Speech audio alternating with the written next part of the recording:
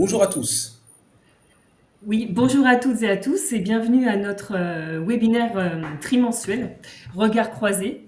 Alors, je suis Émilie Plantin, coordinatrice de la filière éducateur spécialisé et référente mobilité. Je vais laisser mes collègues se présenter. Je suis Mamadou Dieng, je suis formateur sur la filière des moniteurs éducateurs et du coup en lien avec le service international, notamment sur le Sénégal.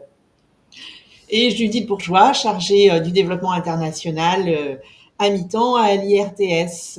Et on est ravis de vous accueillir aujourd'hui. Alors aujourd'hui, nous espérons avoir le plaisir d'accueillir deux travailleurs sociaux sénégalais qui vont nous emmener au cœur de leur expérience terrain, avec notamment une présentation de la formation, du travail social. Euh, Nous allons également aborder la question de la prise en charge des personnes en situation de handicap et des enfants des rues plus spécialement. Alors, monsieur Abdoulaye Mamadou Mbo, qui va pas tarder à se présenter, et le voilà, on est synchro.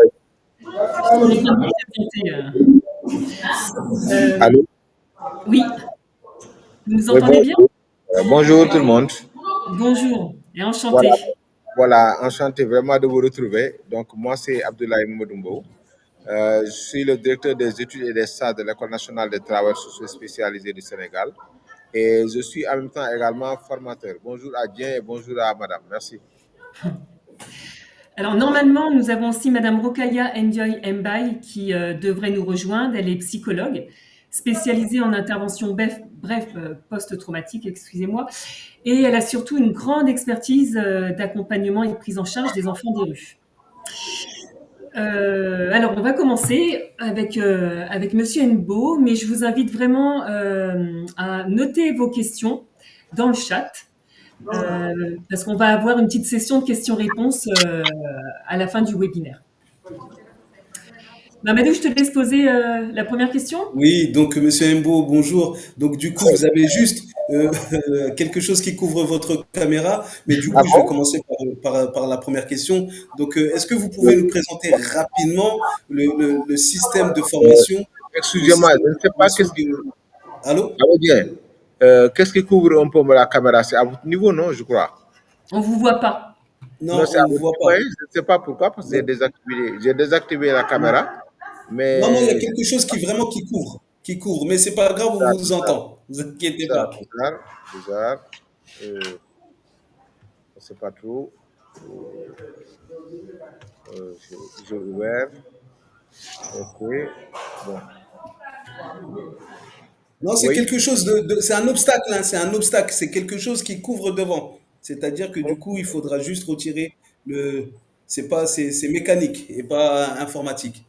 Ok, Mais ok, bon, on d'accord. va commencer quand même, hein, ne vous inquiétez pas. D'accord. Je vais vous poser la première question. Est-ce que vous pouvez nous présenter rapidement le système de formation au Sénégal, notamment dans le travail social? Voilà. Merci, Monsieur Dien, Mamadou Dien. Alors, je voudrais juste vous présenter un peu le système de formation que nous avons au Sénégal, particulièrement au niveau de l'École nationale des travailleurs sociaux spécialisés, qui est une école dont les origines remontent aux années 1962. À l'époque, juste après 2 ans d'indépendance, il fallait mettre en place des structures de prise en charge sociale au niveau de notre pays. C'est dans ce sens-là qu'en pensant un peu à la formation des intervenants, été mis en place cette structure pour prendre dans un premier temps des professionnels du social qui vont s'occuper un peu de la prise en charge de la petite enfance. Alors, ce même faisant maintenant, à partir des années 68 également, on a élargi pour penser un peu à ce qui sont les autres intervenants, particulièrement les groupes vulnérables, les personnes handicapées, les personnes âgées, mais également tous ceux qui sont au niveau du social de façon générale. Maintenant, à partir des années 94, il fallait carrément, après la réforme, mettre en place une école nationale de travail sociaux spécialisée, vraiment pour former les intervenants qui vont mettre en place les politiques sociales du gouvernement du Sénégal en la matière et qui vont se retrouver comme chefs de services départementaux, chefs de services régionaux de l'action sociale au niveau de notre pays. Donc voilà un peu comment est mise en place cette école.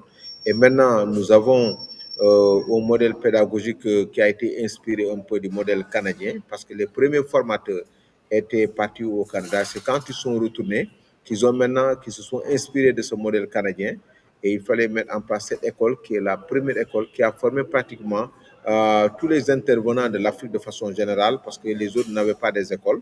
Et il fallait un modèle pédagogique qui part non seulement des réalités sénégalaises, mais qui s'inspire également du modèle pédagogique anglo-saxon.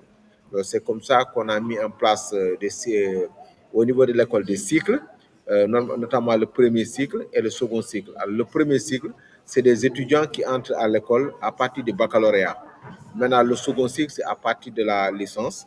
Maintenant, au niveau du premier cycle, nous avons mis en place des filières. Donc, la première filière, naturellement, c'est la filière assistance sociale.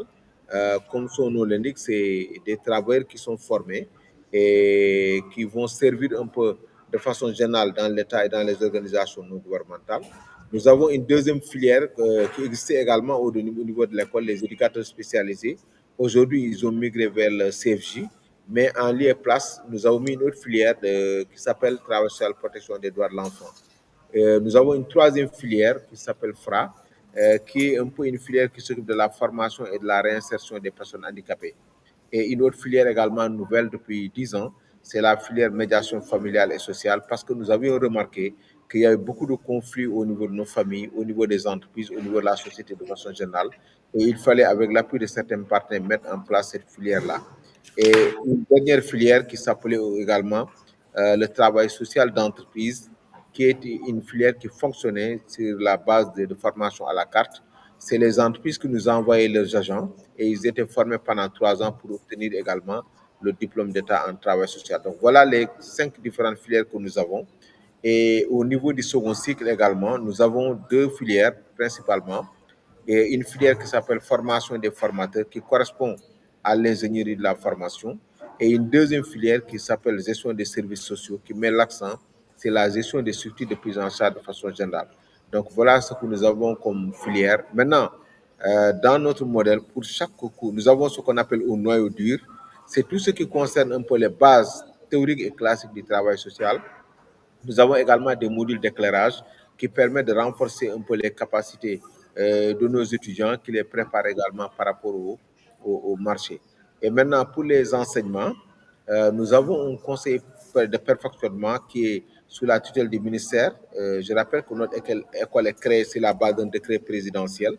Et il faudra d'abord que nous-mêmes, en tant que pédagogues, que nous proposions le modèle pédagogique sous la supervision des agents du ministère et d'autres sachants qui sont dans les différents secteurs. C'est pour tenir compte également des exigences du marché et également de voir comment on peut actualiser le modèle.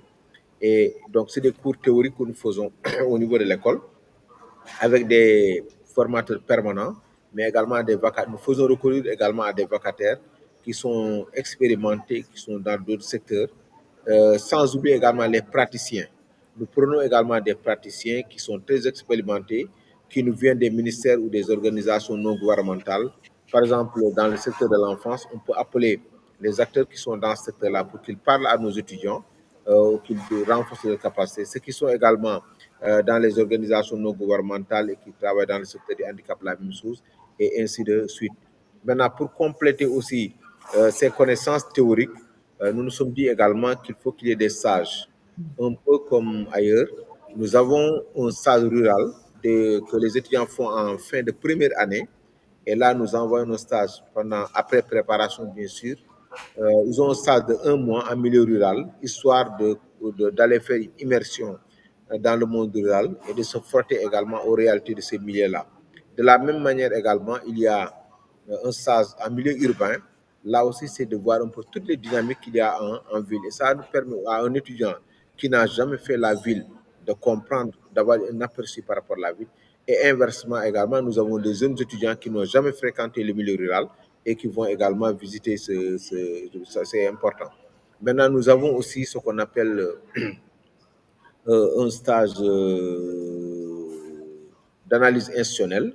Là, quand nous disons analyse institutionnelle, c'est d'envoyer nos étudiants dans les structures de l'État ou dans des structures privées pour qu'ils puissent comprendre un peu le système de fonctionnement des structures en termes de coordination, en termes de gestion, en termes de supervision, pour qu'ils en aient une idée au moins avant de sortir. Nous avons aussi un stage qu'on appelle la MARP, la méthode accélérée de recherche participative. C'est un stage de 8 jours, donc tambour battant à continu, où les étudiants sont avec les équipes d'enseignants pour pouvoir appuyer beaucoup d'outils au niveau d'une localité en vue d'élaborer un plan d'action, un plan de développement local. C'est par exemple les diagrammes, vous voyez, c'est les transects, c'est les monographies, j'en oublie, il y en a beaucoup, hein, beaucoup d'outils qui sont utilisés. Et enfin également, à partir de la deuxième année, nous envoyons nos étudiants en stage de mise en situation professionnelle pour qu'ils puissent voir un peu, si vous voulez, comment, euh, comment se frotter à la réalité professionnelle. Et là, ils auront un référent de stage qui va les orienter par rapport à la profession. Donc voilà un peu ce que nous faisons. Maintenant, et tout cela est coordonné par ce qu'on appelle un directeur de l'école, un directeur des études et des stages, ensuite également des chefs de département par cycle, mais nous avons également un département de la formation permanente et de la recherche. Donc voilà globalement D'accord. le premier jet. Voilà. D'accord. On est d'accord que du coup, le premier fourvoyeur d'emploi est l'État pour les Voilà, éducateurs spécialisés, c'est ça? voilà. C'est bien ça, voilà. C'est bien ça. D'accord. Essentiellement, les éducateurs travaillent pour l'État. Non, non, en fait, ça dit c'est l'État qui autorise le recrutement au niveau de l'école. Mhm. Ça, c'est pour la formation publique. Maintenant, quand ils sortent, l'État recrute ce qu'il peut et les autres, ils vont dans les privés ou dans les organisations non gouvernementales. D'accord. Mais en principe, c'est d'abord l'État qui devait être le premier recruteur. Mais comme il y a des restrictions un peu depuis quand même les années de politique d'investissement structurel, vraiment le recrutement est très minime. Ce qui fait que la plupart de nos étudiants aujourd'hui sont dans les organisations non gouvernementales. Ce sont eux que vous voyez comme animateurs, comme chargés de projet, comme chargés de programme, chargés de la formation, chargés de capitalisation des connaissances, point focal sida, point focal tuberculose, tout ce que vous voyez au niveau Mhm. Vous êtes aussi sollicité pour les recherches aussi, notamment pour faire de la des ONG. recherche. Et oublié, nous avons une formation permanente et la recherche. Et impérativement, quand même, c'est pas pour nous jeter des fleurs, hein. Je pense que notre école fait partie des meilleures écoles en matière de recherche parce que nous faisons d'abord le processus de recherche depuis la première année. Nous faisons la recherche qualitative, nous faisons également la recherche quantitative, nous faisons la recherche historique, nous faisons également la recherche évaluative. Ce qui fait que les productions de nos mémoires sont des mémoires de qualité. Et quand nos étudiants se retrouvent à l'université ou dans d'autres structures, effectivement, ils sentent quand même qu'ils ont acquis les bonnes bases de la recherche. Donc voilà un peu ce que je tenais à dire dans un premier temps. Très bien.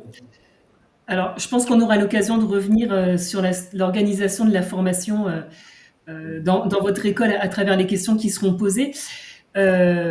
Aujourd'hui, c'est la Journée internationale des personnes en situation de handicap et dans ce Oui. cadre, j'aurais aimé que vous nous parliez un peu de comment la formation est pensée justement autour de l'accompagnement de ces personnes et puis les défis qui sont à relever.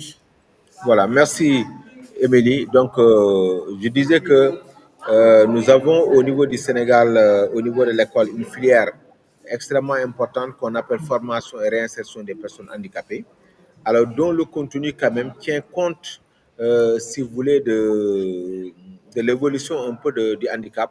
Parce que ici, en dehors des bases théoriques du travail social, nos étudiants sont formés sur les questions d'abord, tout ce qui est texte législatif et réglementaire en matière de handicap, dans un premier temps.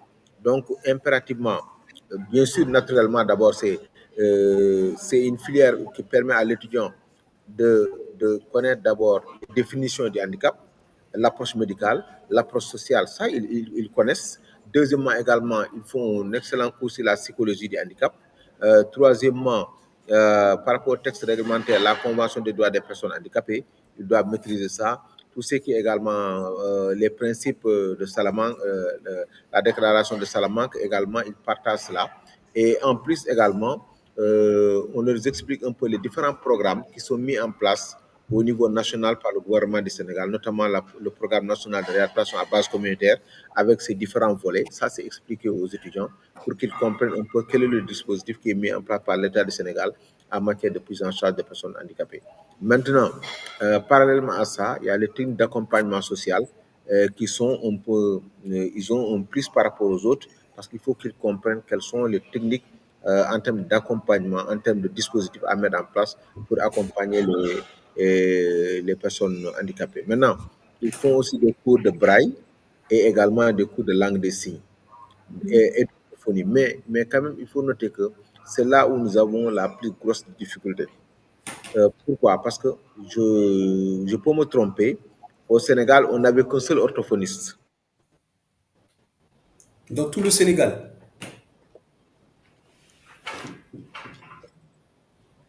On a été coupé. Allô? Un- Monsieur Mbo, vous nous entendez? Vous m'entendez? Ouais. Vous m'entendez? Oui, oui, c'est Oui. bon. Vous avez Voilà, je compris. disais que c'est l'orthophoniste, il était seul et un peu âgé. Et comme il sait qu'il est seul au Sénégal, il donne des cours partout. Bon, les gens sont obligés de l'amadouer. Il est dans les écoles, il est dans les hôpitaux. Bon, comme il est seul, bon, vraiment. D'ailleurs, même si parfois il peut venir, les étudiants sont en retard pour 2 minutes, il fait des caprices. Non, non, non, moi je rentre. Il rentre. Franchement, c'est comme ça que, bon, heureusement que nous avons deux ou trois étudiantes qui sont très intéressées, qui sont parvenues à aller en Belgique à avoir un peu les BABA de l'orthophonie. Ils sont en train de faire cette formation. Nous faisons aussi la langue des signes. La langue des signes également, les étudiants le font. Mais malheureusement, jusque-là encore, on n'a que deux spécialistes. Le braille, la même chose. Donc, vous voyez un peu, ça c'est un peu limitatif par rapport à nos étudiants. Alors qu'il y en a qui se débrouillent un peu. Dans les bourses de spécialisation du ministère, nous avons tout fait. Mais malheureusement, jusque-là, il n'y a pas de bourse accordée. Et j'ai dit aux étudiants, vous qui avez des compétences à la matière, prenez des risques, allez vous faire former ailleurs. Et je sais qu'on aura besoin de vous au Sénégal et en Afrique. Donc voilà, maintenant, nous participons aussi à toutes les journées dédiées, comme aujourd'hui. Les gens seront au niveau de la place du souvenir pour célébrer un peu les personnes handicapées sous la direction du ministère de la Santé et de l'Action sociale, à travers sa direction générale de l'Action. Présentement, ils sont sur place. Moi, je suis là dans un colloque de l'EFRIS. C'est pourquoi j'ai amené mon ordinateur. Je suis à Pékin, certainement bien connu, à l'arène Oui, nationale. oui, Pékin. Voilà, je suis au colloque de l'EFRIS et l'INTES se reçoit demain, donc on était à l'université hier. Donc voilà un peu ce qu'on fait. Maintenant, par rapport aux personnes handicapées également, je peux parler un peu de mon expérience de terrain en tant que chef de service régional. Donc j'avais comme mission d'accompagner les personnes handicapées à se structurer à la gouvernance associative. Donc, je mettais en place des associations communales, des associations départementales et mettre en place une union régionale. Donc, ça, c'est d'abord leur expliquer pourquoi il est important de se retrouver. Parce qu'au lieu d'être association des albinos par-ci, là-bas, c'est de vous regrouper d'abord. C'est vrai que les albinos sont ensemble, je comprends. Les visuels sont ensemble, mais ils peuvent quand même se retrouver ensemble au niveau pour que l'État ait un seul interlocuteur. Parce que l'argent passait par nous, donc il fallait qu'on ait le président de l'Union régionale. Maintenant, moi, j'identifiais d'abord les personnes handicapées. J'avais la cartographie de toutes les personnes handicapées de la région où j'étais. Et j'avais en charge également de promouvoir la carte d'égalité des chances qui est mise en place par mon gouvernement. Et j'avais la chance aussi de les former sur le leadership, comment manager une association, les questions de plaidoyer, comment élaborer un plan d'action. Donc voilà les missions qui nous étaient assignées et Je crois que qu'on nous a un faisons petit souci de connexion. Très bien. Oui. Mais du coup, est-ce que vous pouvez développer un peu les problématiques qui sont rencontrées par ces personnes, qui sont peut-être pas les Voilà. mêmes Ok. qu'ici? Alors, au niveau de... Bon, je suis bien placé aussi pour le dire parce que je travaille avec la Fédération sénégalaise des associations des personnes handicapées au Sénégal, qui compte aujourd'hui une trentaine d'associations, tout type de handicap confondu. Il y a les albinos, il y a les causes donc, qui regroupent les associations des handicapés visuels. Nous avons également les petites tailles qui ont intégré. Nous avons les handicapés moteurs. Nous avons également, comment on appelle ça, les autistes, Bon, il y a plusieurs types hein, bon, qui sont retrouvés. Ils sont à peu près une trentaine d'associations au niveau national. Maintenant, les problèmes auxquels ils rencontrent, sincèrement, c'est d'abord un problème de stigmatisation. Stigmatisation. C'est vrai qu'il y a beaucoup de progrès qui sont faits quand même, mais très honnêtement, il y a une stigmatisation.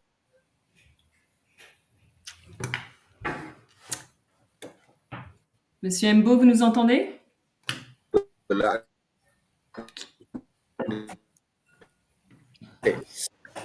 Alors, vous m'entendez? Oui, on vous a perdu un petit peu. Vous m'entendez? On vous a un petit peu Allô? perdu. C'est bon. Ah bon?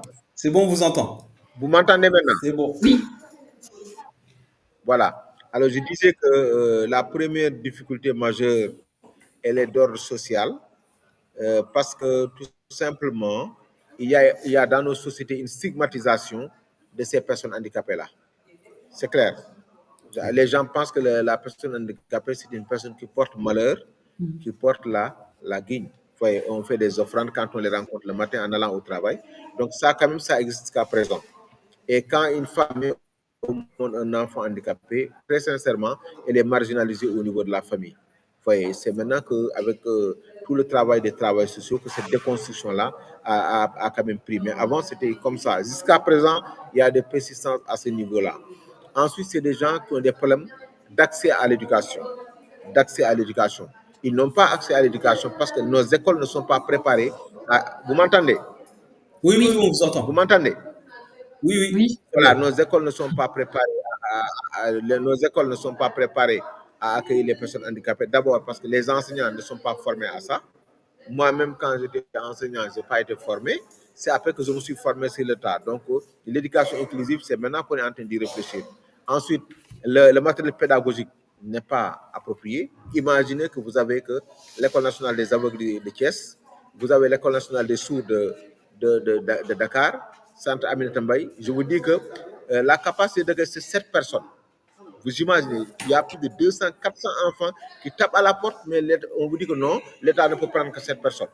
Donc, ça veut tous ces enfants-là, à part des initiatives privées, ils sont obligés de verser dans la mendicité. C'est pourquoi vous les voyez dans les rues. En réalité, ce n'est pas de leur faute, parce que nous n'avons pas les moyens. Ça, c'est un problème d'éducation. Ensuite, également, ils ont un problème d'accès à la santé, parce qu'ils ont des pathologies très compliquées, et c'est coûteux. Même les filets sociaux qui sont mis en place ne les prennent pas en charge. Ça, c'est une difficulté. Et récemment, les femmes handicapées me disaient qu'elles ont une difficulté majeure. Elles ont des problèmes avec les sages-femmes en termes de communication. Et également, lors des accouchements, elles m'ont dit que les tables sont très élevées. Elles ont des difficultés pour accéder vraiment. C'est des femmes. On a un petit souci de connexion. Ouais. Ça va revenir. C'est les joies du direct. Ça. C'est bon, monsieur Mbo, on vous a récupéré.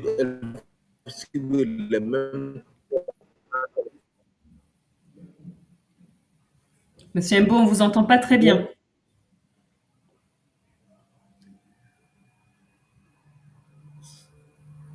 Le temps de récupérer monsieur Mbo, c'est effectivement que du coup les défis auxquels ils font Alors, face. vous m'entendez? Oui, monsieur Mbo. Ou bien je me reconnecte. Non, c'est très bon, bien. là, on vous entend. Non, c'est très bien. Donc, Peut-être que voilà du coup, couper la caméra pour gagner un peu plus de flux. Ah, d'accord, ok. Voilà. C'est Voilà. bon. Voilà. C'est bon. Donc, voilà un peu les difficultés qu'ils ont en matière de santé. Et ensuite, en matière d'emploi aussi, ils ont des difficultés à accéder à l'emploi. Je ne sais pas si vous avez suivi le président hier. Il disait qu'au niveau de la CEDEAO et de nos textes, on a dit que 15% doivent accorder aux personnes handicapées. Il faut que ça soit effectif. On les oublie dans les fonctions. Il y a même une jurisprudence qu'on appelle la jurisprudence Fadiga, qui a existé au Sénégal, certainement que vous avez vu à travers la littérature. C'est une personne handicapée qui avait déposé son dossier pour le concours des enseignants. Alors, il a réussi. Et maintenant, lors de l'entretien, il est venu avec ses béquilles. L'inspecteur a dit que non, vous ne pouvez pas être enseignant. Il a dit pourquoi? Donc, vous avez corrigé, je fais partie des meilleurs. Et lui, il a porté plainte. Et on parle maintenant, après, il a été rétabli dans ses droits, il est devenu enseignant. Mais malheureusement, il est décédé. Mais on appelle ça jurisprudence Fadiga. Et vraiment, ils ont des difficultés d'accès à l'emploi. Ils ont également des difficultés d'accès aux instances politiques. malgré l'appui, nous avons quelques candidats. Il y a 2 ans, la dernière législature au moins, nous avons 2 personnes handicapées qui ont atterri à l'Assemblée nationale. Il y a même moi, je suis conseiller d'orientation d'une association des élus. Tous les élus, je suis en train de conseiller l'association pour leur dire qu'il faut que vous accédez aux instances politiques. Les gens ne peuvent pas décider à votre place. Ça, c'est un peu la problématique.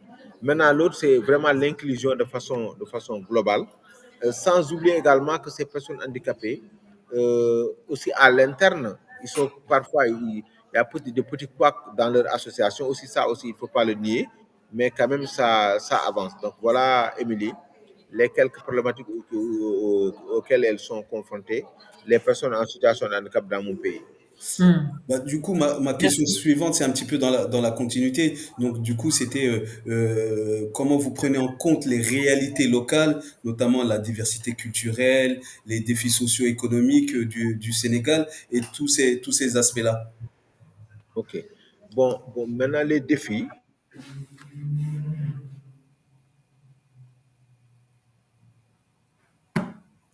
Petite Allô? reconnaissance. RAM, mais On vous a perdu.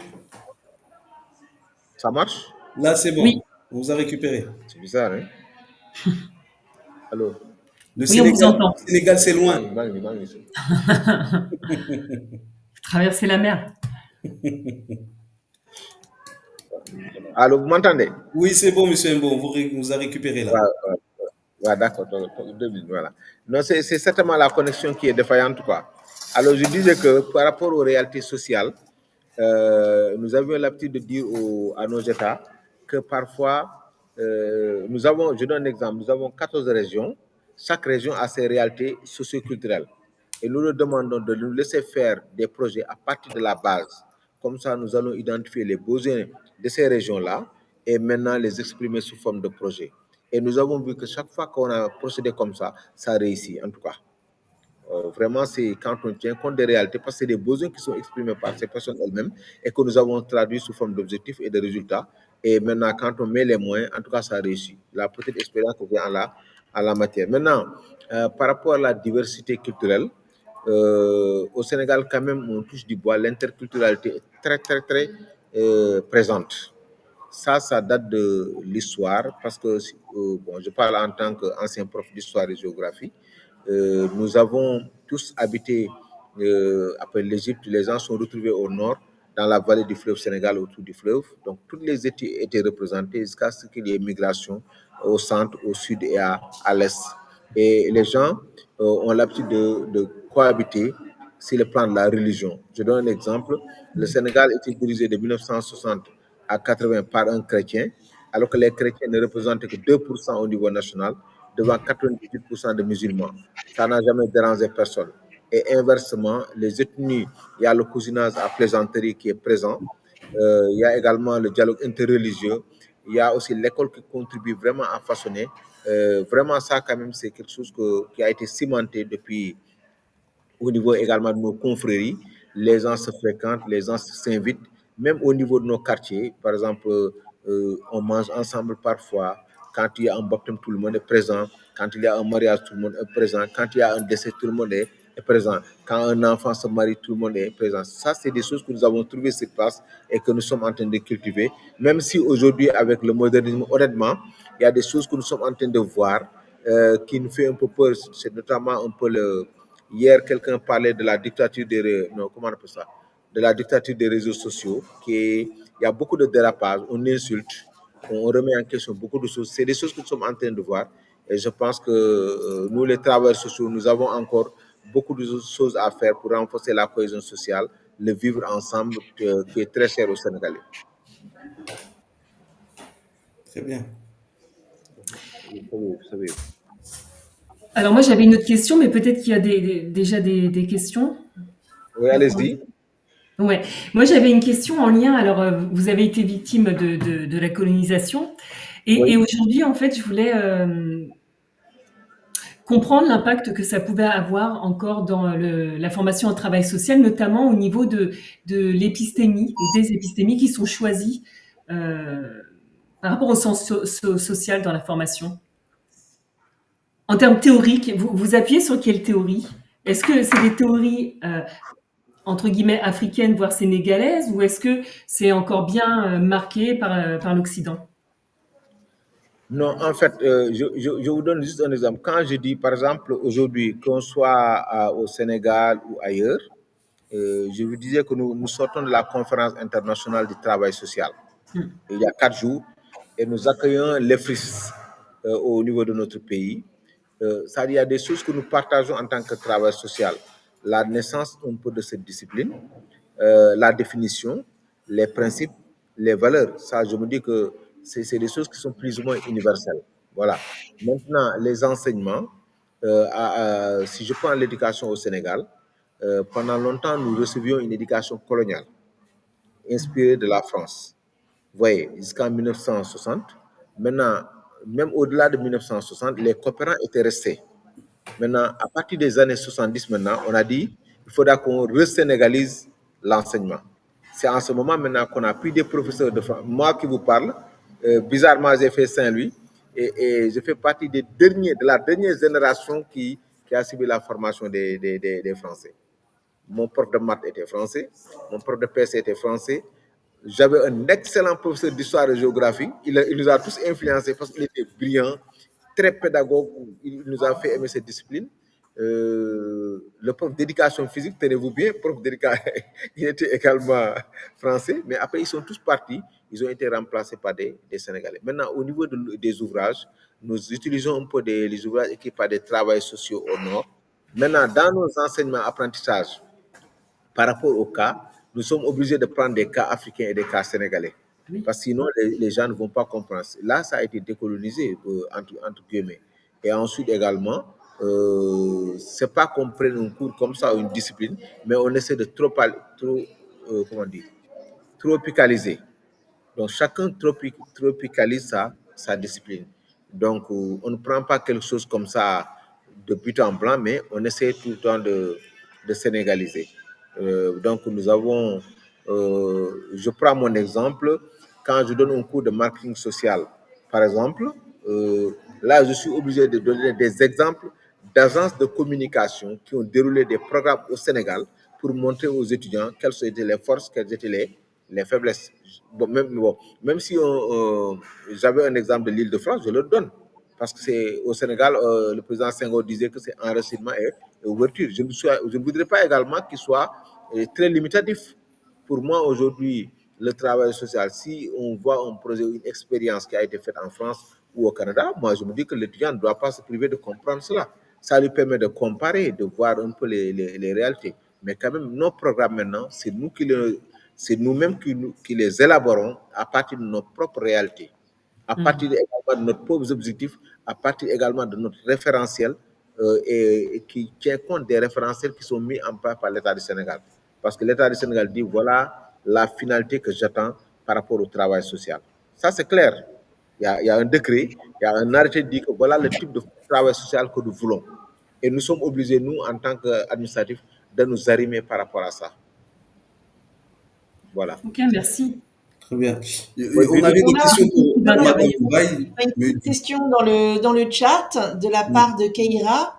Pour revenir alors sur un autre sujet qui est celui de l'enfance, et plus particulièrement, comment s'organise l'accueil de la petite enfance au Sénégal?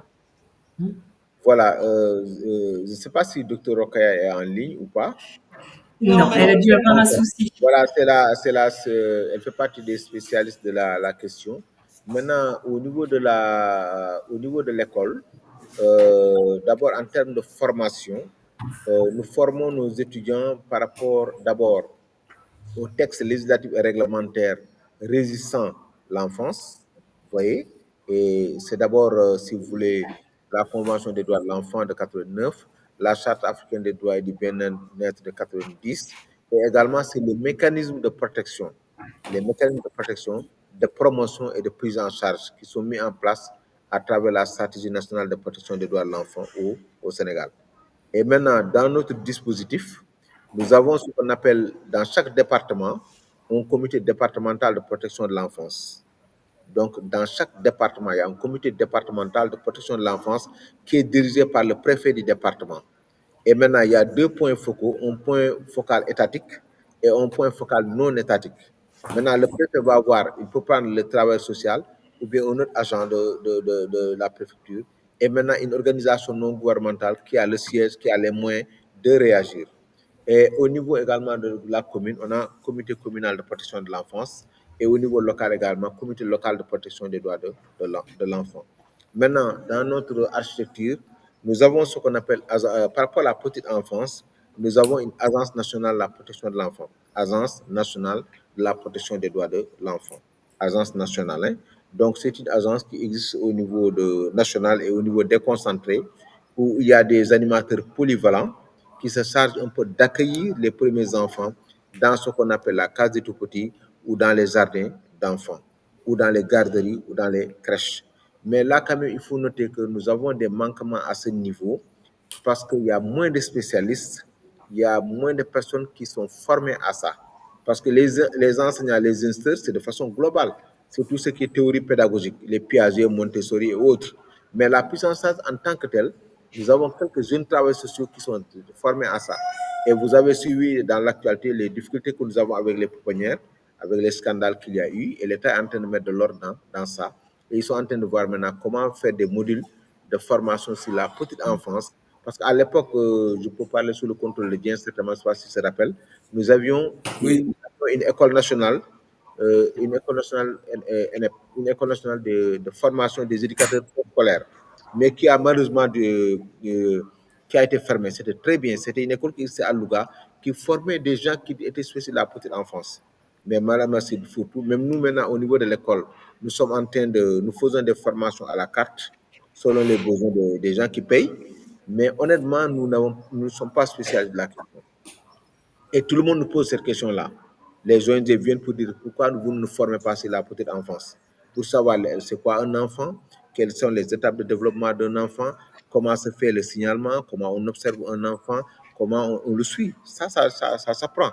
Mais il y a beaucoup de gens qui interviennent dans ce secteur parce qu'il y a de l'argent. Ils savent qu'ils captent de l'argent, mais il n'y a aucun spécialiste.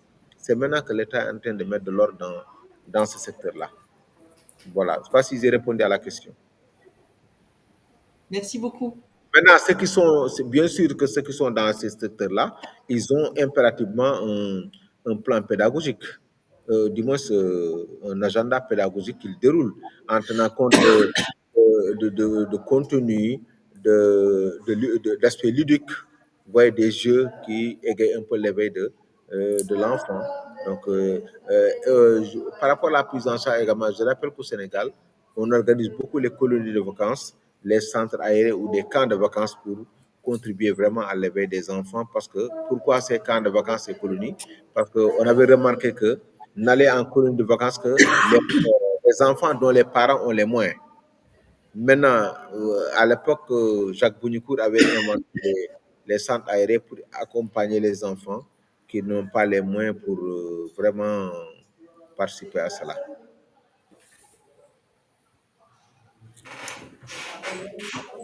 pour continuer un petit peu dans la protection de l'enfance, je sais que du coup, Rukaya devait être là pour répondre à ces questions, mais je voulais savoir, moi, sur les défis majeurs dont est confronté le Sénégal dans la protection de l'enfance, notamment au niveau psychologie, suivi psychologique, etc., et plus spécialement sur les enfants qu'on appelle les enfants de la rue, les enfants de rue.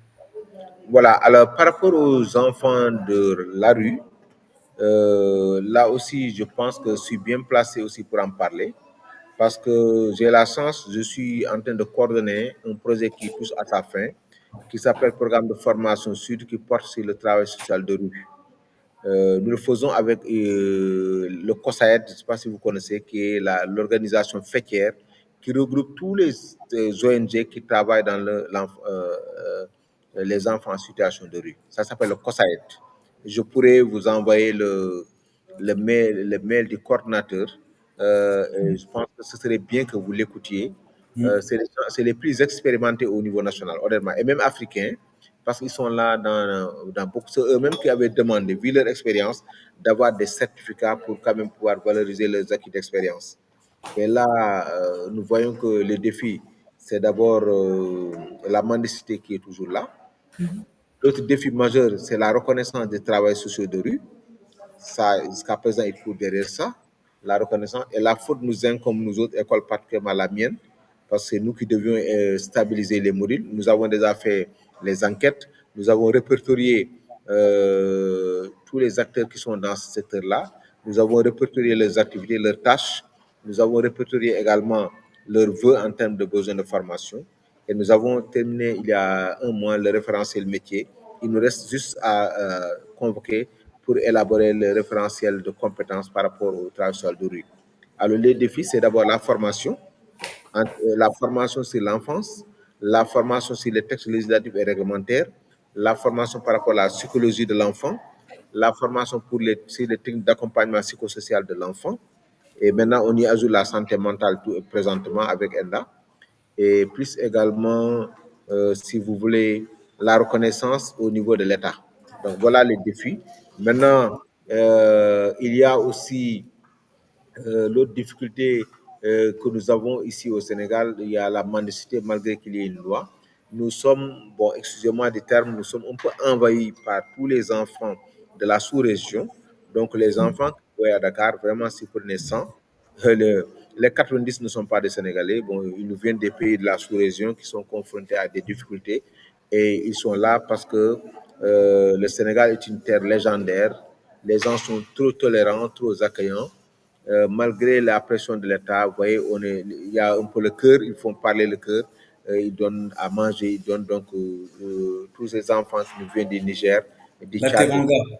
Oui, c'est la teranga, voilà, vraiment, c'est ce qui fait qu'ils sont encore là. L'État, nous avons tenté le retrait à l'époque, et aujourd'hui, à la dernière réunion, le ministère est en train de réfléchir pour voir comment élaborer un système de retrait à travers le RAO qui existe en Afrique de l'Ouest pour quand même les faire retourner dans leur pays, le retour en famille. Ça aussi, c'est un défi auquel les travailleurs sociaux sont confrontés. Quelles sont les stratégies de retour en famille?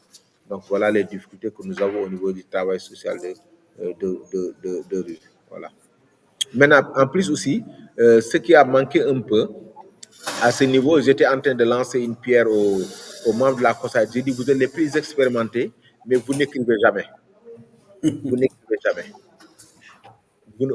Personne d'entre vous, tous les livres que nous avons, c'est Jean Beauvais qui a écrit ça. J'ai dit non, d'accord, vous êtes les meilleurs en termes de pratique professionnelle. Il faudra que, c'est vrai que moi, je pousse mes étudiants à faire des recherches dans la matière, mais vous qui êtes expérimentés, parlez-nous de vos expériences. Comment vous avez pris un enfant dans la rue? Parce que quand on prend un enfant, je prends le cas de la maison de la gare de Saint-Louis, les enfants qui sont là-bas sont retirés de la rue, et je vous assure, nous avons un gosse qui est sorti de la rue, qui était un talibé, qui a appris le français parce que le constat est que tous ces jeunes qui ont fait les écoles coraniques, ils ont un très bon niveau. Dès qu'ils entrent à l'école française, ils comprennent vite. Aujourd'hui, ils ont leur diplôme et ils travaillent. Donc, j'ai dit que c'est des expériences comme ça qu'il faudra documenter. Et moi, je suis en train de voir avec... il y a tout à l'heure, j'étais en train de discuter avec les fils. Il y a une école belge qui me dit qu'on doit se réunir ce soir pour qu'on puisse faire des recherches sur le travail social de rue. Ils ont des revues, qu'on fasse des recherches avec nos étudiants, nos enseignants pour qu'on écrive sur des thématiques. J'ai dit, bon, nous sommes preneurs. Nous sommes vraiment preneurs par rapport à ça. Voilà. Merci beaucoup. Judith, pas d'autres questions pour l'instant? Moi, j'avais une question par rapport aux femmes. Alors, peut-être que ce sont des clichés, mais elles peuvent encore avoir un statut inférieur au Sénégal, en tout cas certaines d'entre elles, hein, pas toutes. Et je voulais savoir ce qui était mis en place pour accompagner ces femmes, justement, à aller vers plus d'égalité. Même si on a la problématique en France. Reprenez la question, je n'ai pas bien entendu. Reprenez la question. Oui, qu'est-ce qui est proposé aux femmes qui veulent justement s'insérer professionnellement, qui veulent avoir un autre statut? Ah, d'accord. Alors, donc, dans la tradition, c'est vrai que nous sommes dans une société, si vous voulez, comment on appelle ça? Patriarcale. Ça, c'est quand même, c'est vrai, avec un poids quand même assez important, surtout dans le monde rural. Mais il faut dire que les femmes n'avaient pas droit au chapitre, honnêtement. dans nos villages et dans nos villes, et même dans nos couples, vous voyez. Mais depuis quelques années, les travailleurs sociaux, les agents de l'État, ceux qui sont dans les organisations non gouvernementales, sont en train de tout faire pour promouvoir non seulement les droits des femmes. D'abord, ce sont les organisations de femmes qui sont en train de le faire. Maintenant, plus l'appui des hommes. Et nous avons vu qu'il y a beaucoup de changements, des changements trop rapides au niveau du Sénégal, parce qu'il y a beaucoup d'organisations de femmes. Il y a, par exemple, le COSEC, il y a le réseau Sigil Jigéen, que je cite comme ça de mémoire.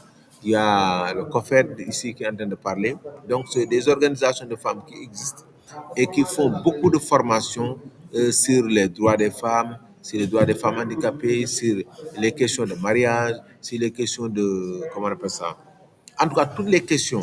Donc, vraiment, elles sont sensibilisées, ces femmes. Elles font des marches, elles font des émissions télé. Elles ont vraiment pris une grande place hein, depuis quelques années, les femmes au Sénégal, notamment, elles Émissions s'organisent, elles sont radio, même... elles descendent la sexuelle et reproductive. Mamadou, tu disais, parce Oui, on donc de du coup, connexion. la place des femmes a vraiment pris une grande place au niveau du Sénégal, c'est-à-dire que du coup, c'est même l'un des, Les progrès. d'un secteur, mais vraiment hein, au niveau économique, les femmes pourvoient beaucoup à l'économie Beaucoup d'ailleurs, sénégalaise. C'est-à-dire beaucoup, que, elles sont dans le petit commerce, elles sont dans l'agriculture, elles sont dans la exactement, transformation. D'ailleurs, là où nous sommes avec l'ONG Graines, nous avons le comité des femmes pour le COFED. Je ne sais pas si vous connaissez aussi ça, si ça vous intéresserait. Le coordinateur de l'ONG est là. Je pourrais vous envoyer aussi le mail du coordinateur et la présidente de cette ONG. Vous pouvez travailler avec, de façon communautaire. Elles sont communautaires pour voir tout ce qu'elles sont en train de faire au niveau national en termes de développement. Donc, moi, je travaille aussi avec des groupements de femmes. Là, c'est de les former sur un peu le leadership, sur l'entrepreneuriat. Et il y a l'État aussi qui le fait à travers des projets comme la DER-FJ, le développement à l'entrepreneuriat rapide et la formation des femmes et des jeunes. Il y a beaucoup de structures qui sont mises en place et oui, vraiment, maintenant, ce qui reste un peu, c'est le monde rural. Et c'est ça. certaines régions qui sont laissées à rade. Et je me dis que c'est à nous maintenant, c'est à nous de faire ce travail-là.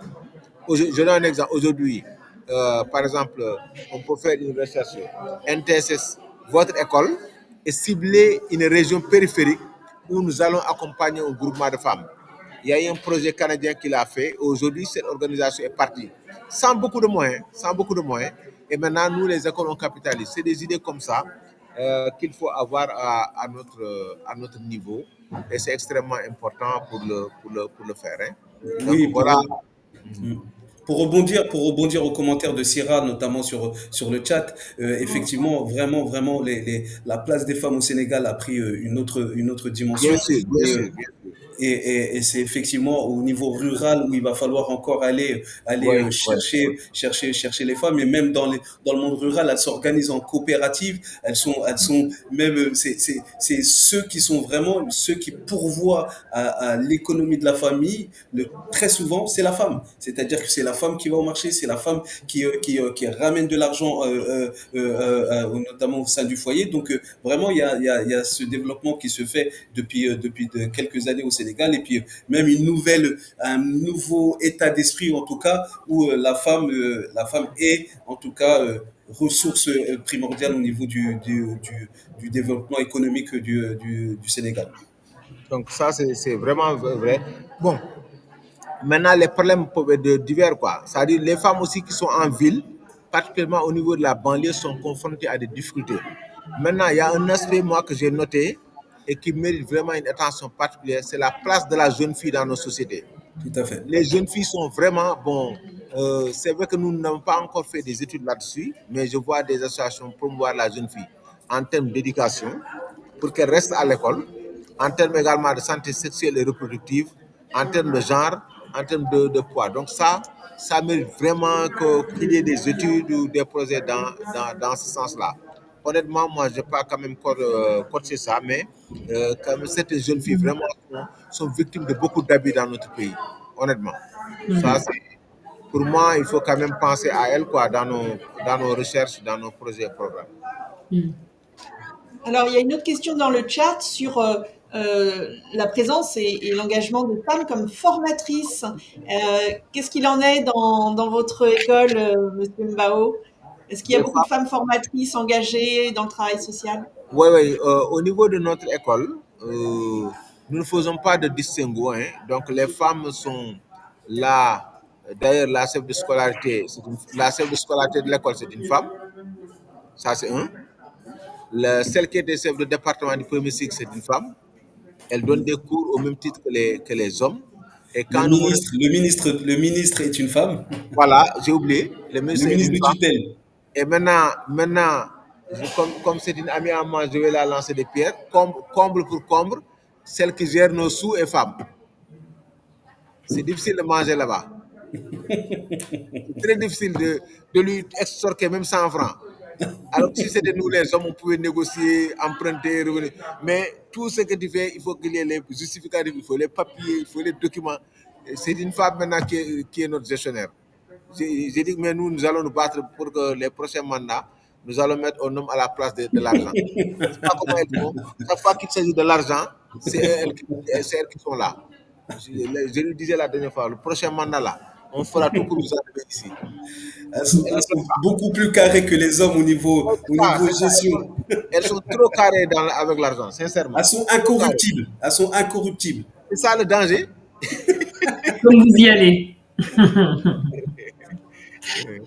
Ça fait le lien. Normalement, Dr Rokhaya Ndiaye aurait dû être présente. Elle a dû avoir un souci de connexion, mais elle fait partie intégrante de votre équipe de formatrices.